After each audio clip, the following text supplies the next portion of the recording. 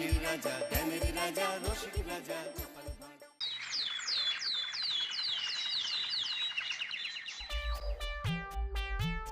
কি হলো, সবাই আজ এত চুপচাপ কেন? চুপ না থেকে আর কি উপায় আছে বলুন মহারাজ?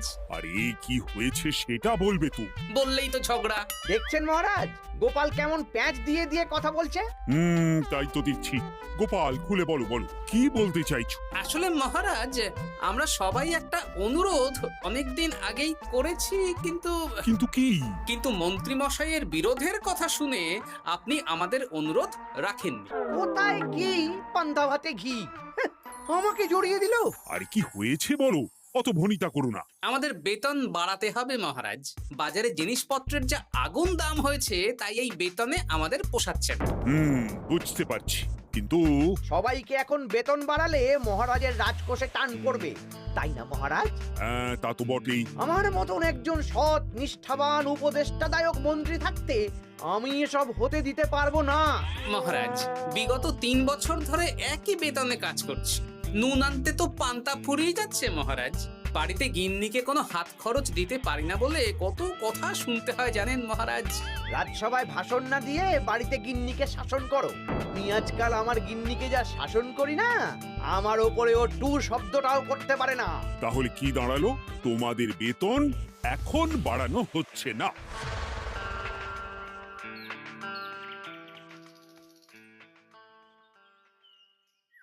আবার ঘুরে ফিরে আমরা সেই এক জায়গায় পৌঁছে গেলাম। মন্ত্রী মশাই মহারাজকে বললেন, আর মহারাজ আমাদের প্রস্তাব নাকচ করে দিলেন। না, এভাবে হবে না।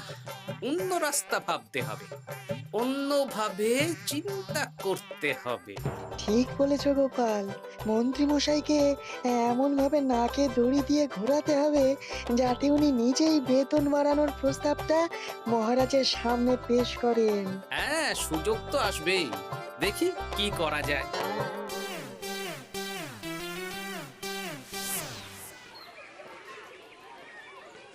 সারাদিন তোদের খেলাধুলো চলছে। আরে, পড়াশোনা ভুলে গেছিস নাকি? হ্যাঁ, বেশি পড়াশোনা করে কি হবে দাদু? বুদ্ধিমান হবি, পরে ভালো চাকরি করবি, ব্যবসা করবি, আনন্দে খুশিতে দিন কাটাবি। এখন তো আমরা আনন্দেই আছি দাদু। চুপ! শোন, আমরা একটা কাজ করে দিতে পারবি? কি কাজ বলো দাদু? তোরা ফাঁকতালে মন্ত্রী মশাইয়ের উপরে নজর রাখবি। উনি ওনার গিন্নির উপর কিভাবে শাসন করেন সেটা এসে আমাকে জানাবে। আচ্ছা দাদু।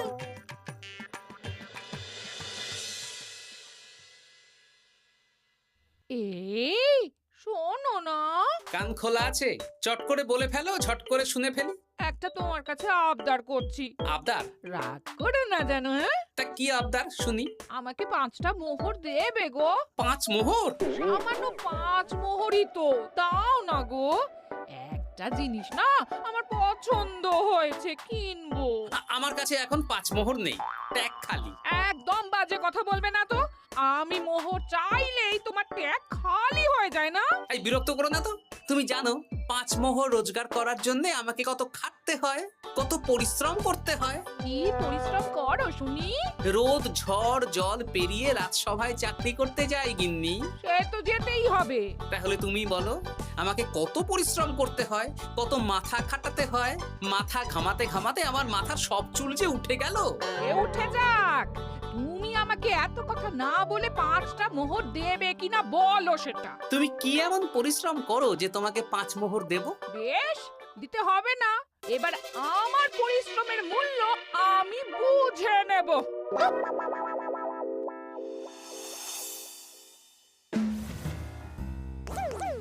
এই এই শোনো না, আজকে বেলার দিকে বাজারে গেছিলাম।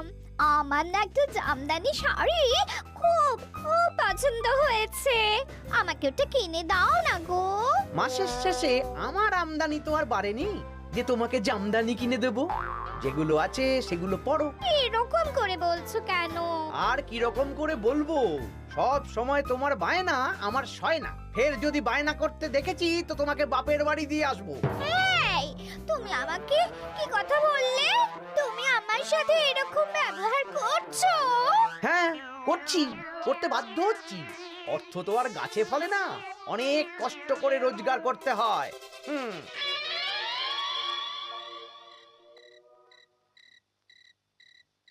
আহ কি সুন্দর গন্ধ। গন্ধেই প্রাণটা ভরে গেল গিন্নি। আজকে রাতে কষা মাংস আর রুটি, প্রাণ পেট সব ভরবে। হ্যাঁ, খাবার আগে পরিশ্রমের মূল্য দিতে হবে, না হলে আমার বানানো খাবার স্পর্শ করবে না। পরিশ্রমের মূল্য সেটা আবার কি গিন্নি? এই 2 মোহর দিতে হবে। মানে এই যে হাত পুড়িয়ে রান্না করলাম সেটার মূল্য। আগুনের সামনে বসে বসে রুটি মাংস বানাতে বুঝি কষ্ট হয় না? কিছুই তো বুঝতে পারছি না। তুমি নিজেই তো সন্ধেবেলা আমাকে কত কথা বললে। এখন আমি যা যা পরিশ্রম করব, পরিশ্রমের মূল্য তোমার কাছ থেকে কড়াই গন্ডায় বুঝে নেব। বাপরে বাপ, তাহলে এখন এই রুটি মাংস খাওয়ার জন্য 2 মোহর দিতে হবে? হ্যাঁ? নইলে নিজে রান্না করে খাবে। উফ, কি জ্বালা। এই নাও 2 মোহর, এবার খাই। স্বচ্ছন্দে। এই না না না না, মশারির ভেতর ঢোকা যাবে না। আগে 1 মোহর দাও।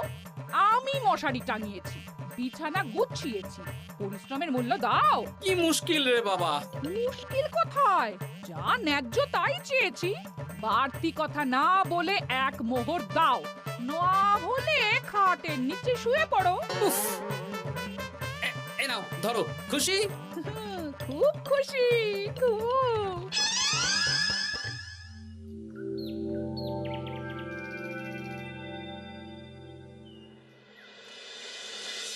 ফতুয়াটা কোথায় গেল? ফতুয়া। আরে ও গিন্নি, এই না তোমার ফতুয়া, আমি কেচে মার দিয়ে শুকিয়ে রেখেছি। এটা পরে রাজসভায় যাও। ও, এই তো চাই। আমারও চাই। তোমার আবার কি চাই? 2 মোহর, পরিশ্রমের মূল্য দিলে দাও, না হলে খালি গায়ে রাজসভায় যাও। হ্যাঁ, উফ, কি জ্বালা। জ্বালা কিসের? আমি তো আমার পরিশ্রমের মূল্য চাইছি। হ্যাঁ, এই নাও ধরো। এরকম খুচখাচ নাচে একবারে বলো তো কত মোহর লাগবে? তুমি তো আমার কাছের লোক, তাই প্রত্যেকদিন 3 মোহর করে দিও। হ্যাঁ, প্রত্যেক দিন? হ্যাঁ, প্রত্যেকদিন। আমার হাত খরচ গো। উফ, কি জ্বালা। ওই দেখ, দাদু কিরকম শুকনো আমসত্ত্বের মতো মুখ করে আসছে। কি হলো দাদু? দিদার সাথে ঝগড়া হয়েছে নাকি? না না, ঝগড়া না, অনেক জ্বালা। তোদের আর কি বলবো। যাই হোক, ওই মন্ত্রী মশাইয়ের খোঁজ নিয়েছিলি? হ্যাঁ দাদু, গতকাল সন্ধ্যাবেলা মন্ত্রী মশাইয়ের শাসন দেখে এলাম, ভাষণ শুনে এলাম। কিরকম? গতকাল সন্ধ্যাবেলা আমার না একটু জামদানি শাড়ি খুব খুব পছন্দ হয়েছে। মাসের শেষে আমার আমদানি তো আর বাড়েনি যে তোমাকে জামদানি কিনে দেব। সব সময় তোমার বায়না আমার সয় না। ফের যদি বায়না করতে দেখেছি তো তোমাকে বাপের বাড়ি দিয়ে আসবো। আচ্ছা, এই ব্যাপার। এই তো, এবার আমার জ্বালা মিটবে, চিন্তা কমবে। কিসের জ্বালা? কিসের চিন্তা দাদু? সেসব জেনে কাজ নেই তোদের ভোলার দোকানের মিষ্টি খাইয়ে দেবো। হ্যাঁ, এখন রাজসভায় যাব, তারপর দুপুর বেলা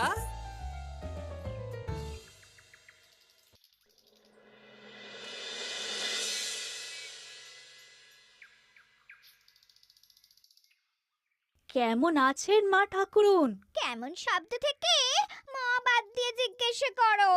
মো বাদ দেব মানে? জিজ্ঞেস করো কেন আছি। কি হয়েছে আপনার? তোমাদের মন্ত্রী মশাই আজকাল কেমন খেটে হয়ে গেছেন। কিছু আবদার করলেই চিৎকার চেঁচামেচি করেন, আর একটাই ভয় দেখান, বাপের বাড়ি দিয়ে আসবো। আজকেই সমস্যার সমাধান হবে। সামনের মনোহারি দোকান থেকে একটা কাগজ কলম নিতে হবে, তারপর আসল কাজটা করতে হবে। তোমার সাথে কথা বলতে গিয়ে কত দেরি হয়ে গেল। ধুর, এখনো রান্না হয়নি। এই কে রে? আমি বৃক্ষ বাবা, কাগজটা খুলে পড়ো। বাবা, আমি জানি তোর খুব কষ্ট। তোর স্বামী তোকে দিন রাত উঠতে বসতে শাসন করে আর হুমকি দেয় তোকে বাপের বাড়ি দিয়ে আসবে। এই কষ্টের থেকে মুক্তির একটাই উপায়, আজ থেকে তুই শুধু নিজের জন্য রান্না করবি, বাড়ির কোনো কাজ করবি না। আর তোর কর্তাকে বলবি বাড়ির কাজ করাতে হলে প্রত্যেক দিন 10 মোহর করে হাত খরচ দিতে হবে। পরিশ্রমের মূল্য 10 মোহর। এর মধ্যে 7 মোহর তুই নিজের কাছে রাখবি, আর এই সৎ উপদেশ দেওয়ার জন্য 3 মোহর রোজ সন্ধ্যাবেলা এই বট গাছের নিচে আমার প্রণামী হিসেবে রেখে যাবি। ইতি তোর শুভাকাঙ্ক্ষী বৃক্ষ বাবা। বাহ, বেশ ভালো বুদ্ধি তো। তা আপনি একবার দেখা দিন না বৃক্ষ বাবা। বাবা বটগাছে কোরা, কি অলৌকিক কাণ্ড! জয় বাবা, জয় বাবা।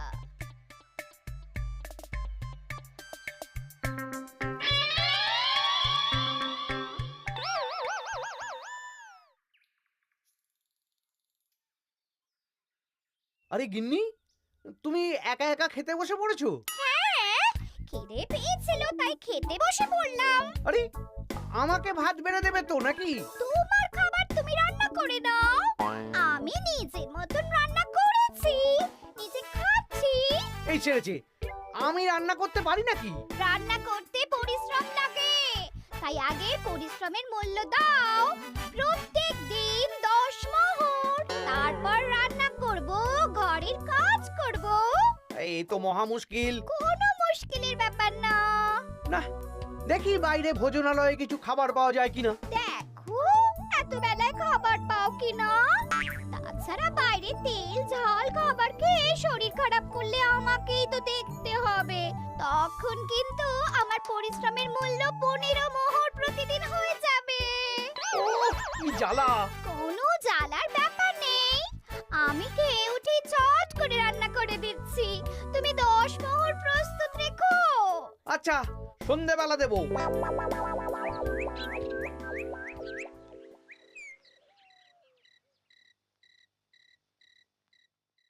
এই নাও সন্ধেবেলার তেলে ভাজা মুড়ি। এই নাও আজকের হাত খরচ 10 মোহর। বলছি, প্রত্যেকদিন 10 মোহরটা একটু বেশি হয়ে যাচ্ছে না? তবে যাও, বাইরের খাবার খাও, আমি নিজের মতন নিজের কাজ করব। খাবো, দাবো, ঘুমাবো, সংসারের কোনো কাজ করব না। কি জ্বালা!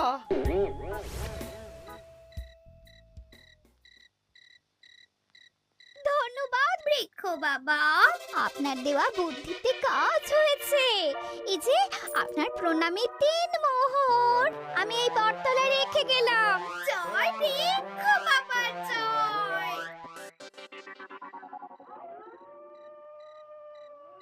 কি মা ঠাকুরুন, ভালো আছেন তো? হ্যাঁ হ্যাঁ গোপাল দাদা, ভালো আছি। তুমি কেমন আছো? আমিও ভালো আছি।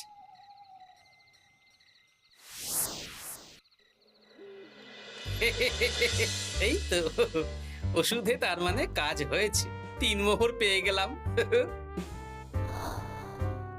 এই নাও গিন্নি, 3 মোহর, তোমার আজকের পরিশ্রমের মূল্য। তুমি এত ভালো হয়ে গেলে কবে থেকে গো?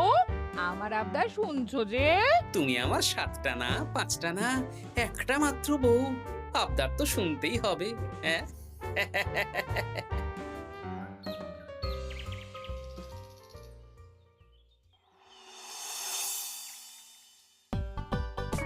এই নাও, তোমার জন্য ফুলকো ফুলকো লুচি আর আলুর তরকারি বানিয়েছি।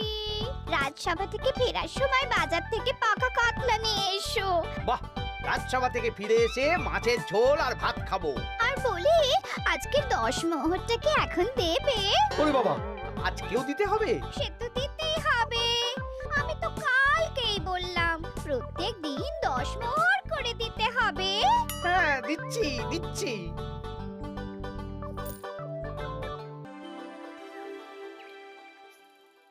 মন্ত্রীমশাই কেমন আছেন? আপনার মুখটা কেমন শুকনো শুকনো লাগছে। শুকনো তো হবেই। প্রত্যেক দিন গিন্নিকে হাত খরচ বাবদ 10 মোহর করে দিচ্ছি। 500 মোহর বেতন পাই। এইভাবে চলতে থাকলে 300 মোহর তো গিন্নিকেই দিতে হবে। সে তো দিতেই হবে, মা ঠাকুরুন এত পরিশ্রম করেন। আমিও আমার গিন্নিকে রোজ 3 মোহর করে হাত খরচ দিই, কিন্তু আমার মনটা বেশ ফুরফুরেই আছে।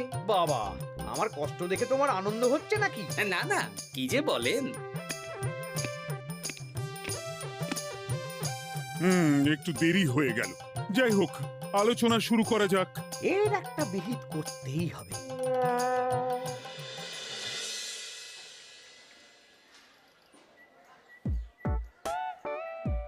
বলি, কাতলা মাছ কত করে দিচ্ছিস রে? পাকা কাতলা আছে 104 মোহর। ওরে বাবা, আপনি তো 5 মোহর দিয়েও আগের মাসে 100 মাছ কিনেছেন, এখন তো দাম কমেছে, তাও ওরে বাবা করছেন। ও না না, কিছু না। দে দে, 100 কাতলা দে। বাঁচতে গেলে খেতে তো হবেই। আমাদের হঠাৎ ডেকে পাঠালেন মন্ত্রী মশাই? হ্যাঁ, আসলে একটা বিপদের মধ্যে পড়েছি। আহা, কি বিপদ সেটা তো বলুন। আপনি আমাদের মোহর দেবেন আর আমরা আপনাকে বিপদের হাত থেকে উদ্ধার করে দেব। আরে, মোহরই তো আর হাতে থাকছে না। কেন? আপনি এত বেতন পান, সব খরচ হয়ে যাচ্ছে নাকি? ধুর, এতদিন আমি গিন্নির ওপর শাসন চালাতাম, আর এখন প্রত্যেক দিন 10 মোহর করে না দিলে রান্না করবে না, বাড়ির কাজ করবে না। আরে বাবা রে, প্রত্যেকদিন 10 মোহর মানে তো মাসে 300 মোহর। আমি 500 মোহর বেতন পাই, তার মধ্যে 300 মোহর গিন্নিকে দিয়ে দিই। আমার হাতে থাকে 200 মোহর। এই দিয়ে বাজার দোকান কিভাবে করব সেটাই তো বুঝে উঠতে পারছি না।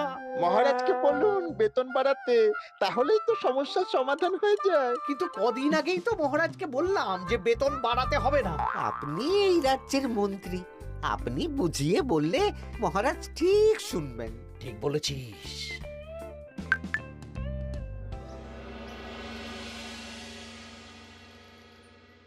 বুঝলে সবাই, আজ আমি মহারাজের কাছে আমাদের সবার বেতন বাড়ানোর প্রসঙ্গ তুলবো। কেন? এই তো আপনি কদিন আগে বললেন বেতন বাড়ানো যাবে না। আরে বাবা, বেতন না বাড়ালে এরপর আমাকে পথে বসতে হবে, বুঝতে পারছো না? বেশ, এতদিনে আপনার সুমতি হলো তাহলে। আর মহারাজ যদি রাজি না হন? তাহলে আমরা সবাই একসাথে আন্দোলন করব। মন্ত্রী মশাই আমাদের পাশে থাকলেই হবে। হ্যাঁ, থাকবো থাকবো। মহারাজ, আমার একটা আর্জি ছিল। কি আর্জি বলো মন্ত্রী? আমি অনেক ভেবে দেখলাম, কয়েকদিন আগে সভাসদেরা ঠিক কথাই বলেছিল। কি ঠিক কথা? মানে বাজারে জিনিসপত্রের দাম বেড়ে দ্বিগুণ হয়েছে, কিন্তু আমাদের বেতন একই রয়েছে। হ্যাঁ, মানছি, কিন্তু হঠাৎ করে আমি বেতন বাড়াতে পারবো না। তুমি নিজেই বলেছো রাজকোষে টান পড়বে, এখন তুমি নিজেই আবার অন্য কথা বলছো। বলতে বাধ্য হচ্ছি মহারাজ, সংসারের খরচ সামলাতে গিয়ে মাথা খারাপ হয়ে যাচ্ছে। আমাদের বেতন বাড়াতে হবে। বাড়াতে হবে, বাড়াতে হবে। হ্যাঁ মহারাজ, এভাবে চলতে পারে না। রাজ্যের রোজগার বাড়ছে, কিন্তু আমাদের বাড়বে না। তাহলে এই রাজসভায় চাকরি করে কি লাভ মহারাজ? মহারাজ, গোপাল মন্ত্রী মশাই ঠিকই বলেছে। মহারাজ, বেতন বাড়িয়ে দিন, নইলে আর পারা যাচ্ছে না। বেশ বেশ, তোমরা এত করে বলছো যখন, তোমাদের সবার বেতন বাড়ানো হবে। আগামী মাসে যা বেতন পাবে তোমরা, তা বর্ধিত হারেই পাবে। কি সবাই খুশি তো? খুব খুশি। ধন্যবাদ মন্ত্রী মশাই। ঠিক আছে ঠিক আছে। আরে ধন্যবাদ আমাকে দাও বিজ্ঞানী, আমার জন্যই তো বেতন বাড়লো। মলো যা। আরে আমি তো মহারাজকে বললাম বেতন বাড়ানোর কথা। আপনি তো নিজের মন থেকে এমনি এমনি বলেননি, মানে আমি আপনাকে বলিয়েছি মন্ত্রী মশাই। তুমি আবার কখন বলালে? এই যে রোজ আপনার 10 মোহর করে খরচ হয় গিন্নিমার হাত খরচ বাবদ, সেটা তো আমার বুদ্ধিতেই। আরে কি বলছোটা কি? ঠিকই বলছি। কিছুদিন আগে একটা বট গাছের নিচ দিয়ে আপনার গিন্নি যাচ্ছিলেন।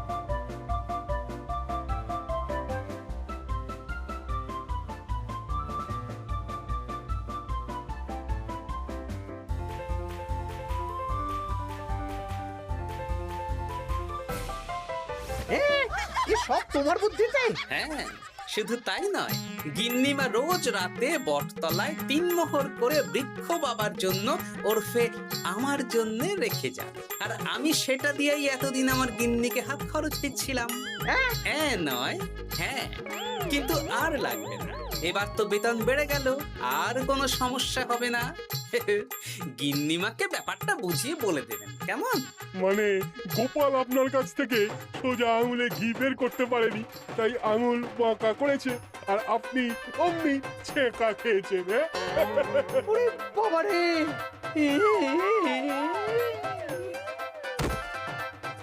এই তোলো তোলো, মন্ত্রী মশাইকে তোলো, যা ছ্যাঁকা খেয়েছেন এখন কদিন আর ওনার জ্ঞান ফিরবে না। ওই তো চিকিৎসা শুরু করো।